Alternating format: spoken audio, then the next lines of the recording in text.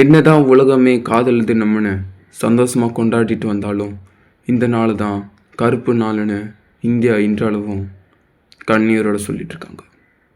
இந்த பிளாக் டேக்கு என்ன காரணம், இதுதான் இந்த வீடியோவில் பார்க்க போகிறோம். சரியாக புல்வாமான்னு காஷ்மீர் பகுதியில் இந்த இடம் இருக்குது.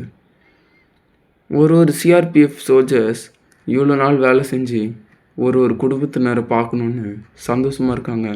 அந்த குடும்பத்தில் இருக்க பெற்றோர்கள், குழந்தைகள், மனைவி எல்லாருமே சந்தோஷமாக இருக்காங்க. ஏன்னா 6 மாதம் இடைவேளைக்கு அப்புறம் ஒரு குடும்பத்தில் பார்க்கணுன்னா யாருக்கு தான் சந்தோஷம் இருக்காமல் இருக்கும் சொல்லுங்கள். 2500 சிஆர்பிஎஃப் வண்டியில் வந்துட்டுருக்காங்க தன்னோட சொந்த ஊருக்கு போகிறதுக்கு. அப்போ ஒரு கார் 300 கிலோ வெடிமருந்தோட அந்த சிஆர்பிஎஃப் வண்டியை மோதுது. அப்போ 44 சிஆர்பிஎஃப் வீரர்கள் வீரமரணம் அடைகிறாங்க. இந்த நாள் சரியாக February 14, 2019 நடந்திருக்கு.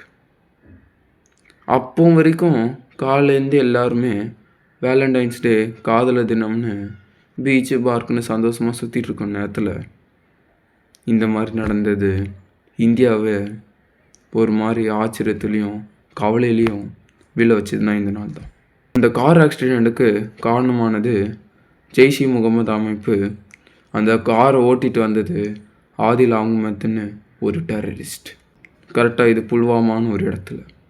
அதனால தான் இதை இன்றளவும் புல்வாமா அட்டாக் இல்லை பிளாக் டேன்னு இந்தியாவால் கண்ணீர் விட்டும் வேதனையாக சொல்லி எல்லா வருஷத்துலேயும் February 14 என்ன தான் காதலர் தினம் நடந்தாலும் பிளாக் டேன்னு ஒன்றை மறக்க மாட்டாங்க.